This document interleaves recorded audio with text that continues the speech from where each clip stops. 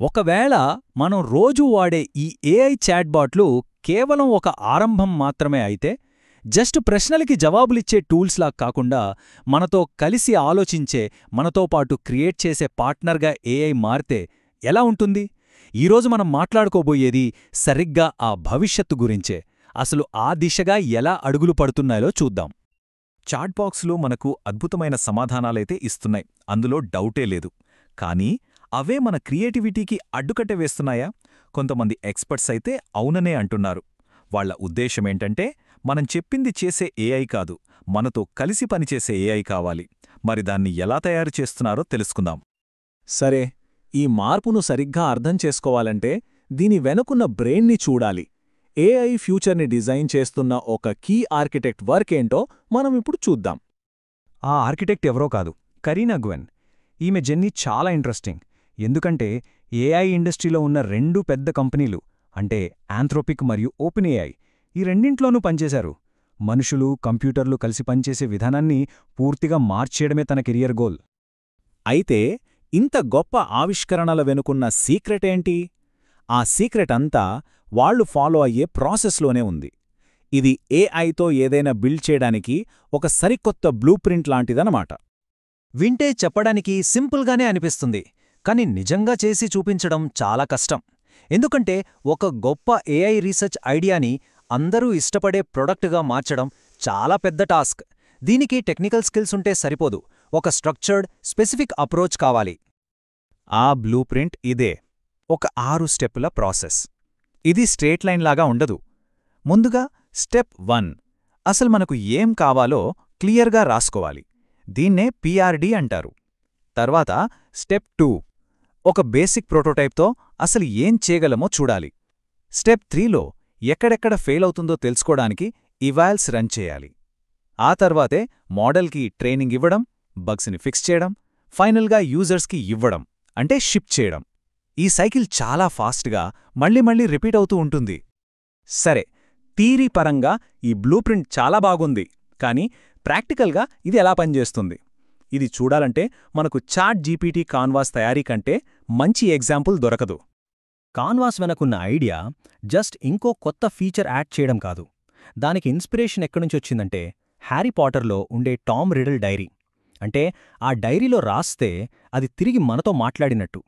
AI కూడా డాక్యుమెంట్లో మనతో పాటే రాస్తూ కమ్యూనికేట్ చేసే ఒక మ్యాజికల్ ఎక్స్పీరియన్స్ ఇవ్వాలన్నది వాళ్ల గోల్. ఇక్కడే అసలు ఛాలెంజ్ మొదలైంది. చాలా ఏఐ మోడల్స్ ఏం చేస్తాయంటే, మనం ఒక చిన్న మార్పు చేయమంటే మొత్తం పారాగ్రాఫ్నే మళ్ళీ రాసిస్తాయి. కానీ క్యాన్వాస్ కోసం అలా కాదు. మోడల్కి ఒక సర్జన్ లాంటి స్కిల్ నేర్పించాల్సొచ్చింది. అంటే మొత్తం డాక్యుమెంట్ని కదపకుండా మనం అడిగిన చోట మాత్రమే చాలా తెలివిగా ఎడిట్ చేయగలగాలి. ఈ స్కిల్ సాధించటానికి టీం ఏం చేసిందంటే కొన్ని స్పెసిఫిక్ కొలాబరేటివ్ బిహేవియర్స్ మీద మోడల్కి స్పెషల్ ట్రైనింగ్ ఇచ్చింది. ఇక్కడ ఇంట్రెస్టింగ్ పాయింట్ ఏంటంటే, దీనికోసం వాళ్లు అసలైన హ్యూమన్ డేటా కోసం వెయిట్ చేయలేదు. దానికి బదులుగా ఏఐతోనే క్రియేట్ చేయబడిన సింథటిక్ డేటాని వాడారు. దీనివల్ల డెవలప్మెంట్ ప్రాసెస్ చాలా వేగవంతమైంది. కాన్వాస్ సక్సెస్ అనేది కేవలం ఆ ఒక్క ప్రాడక్ట్ సక్సెస్ మాత్రమే కాదు. దానివల్ల వాళ్లకు ఒక రిపీటబుల్ సక్సెస్ ఫార్ములా దొరికింది. ఈ ఫార్ములానే వాళ్ల నెక్స్ట్ ప్రాజెక్ట్లో మరింత ఫాస్ట్గా ఇన్నోవేట్ చేయడానికి దారి చూపింది. దానికి ప్రూఫ్ ఏంటంటే, కాన్వాస్ ప్రాజెక్ట్ నుంచి నేర్చుకున్న విషయాలతో టీం మొత్తం చాట్ జీపీటీ టాస్క్స్ని కేవలం 2 నెలల్లో డెవలప్ చేసింది. అంటే ఆలోచించండి, రీసెర్చ్ ఇంకా ప్రాడక్ట్ని ఇలా కలిపి పనిచేయడం ఎంత పవర్ఫుల్లో దీనిబట్టి అర్థమవుతుంది. టాస్క్ చూడ్డానికి ఒక సింపుల్ రిమైండర్ ఫీచర్ లాగా అనిపించొచ్చు, కానీ ఇది అంతకంటే చాలా ఎక్కువ. ఫ్యూచర్లో మన అవసరాల్ని ముందుగానే ఊహించి ప్రోయాక్టివ్గా పనిచేసే ఏఐ వైపు మనం వేస్తున్న ఒక ఫౌండేషనల్ స్టెప్ ఇది. అంటే ఈ క్యాన్వాస్, టాస్క్స్ లాంటి ఫీచర్స్ అన్నీ ఒక పెద్ద ఫ్యూచర్ విజన్లో చిన్న పార్ట్స్ అన్నమాట. మరి ఆ పెద్ద విజన్ ఏంటంటే, మనం పూర్తిగా నమ్మగలిగే ఏఐ ఏజెంట్స్ని తయారు చేయడం. కరీనా చెప్పిన దాని ప్రకారం ఏజెంట్స్ అనేవి ఏదో ఒకేసారి వచ్చేసే మ్యాజిక్ కాదు, అదొక జర్నీ. ఈ జర్నీ సింపుల్ వన్ ఆఫ్ యాక్షన్స్తో మొదలవుతుంది. అక్కడ్నుంచి కొలాబరేషన్కెళ్తుంది. ఫైనల్గా మనం ముఖ్యమైన పనుల్ని కూడా పూర్తిగా అప్పగించగలిగేంత నమ్మకానికి చేరుకుంటుంది. ఈ ప్రోగ్రెషన్ చూస్తే ఆ జర్నీ చాలా క్లియర్గా అర్థమవుతోంది. ఫస్ట్ మనం స్టాండర్డ్ చాట్బాట్స్తో వన్ ఆఫ్ యాక్షన్స్ దగ్గర మొదలుపెట్టాం. ఇప్పుడు కాన్వర్స్, టాస్క్స్తో కొలాబరేషన్ స్టేజ్లో ఉన్నాం.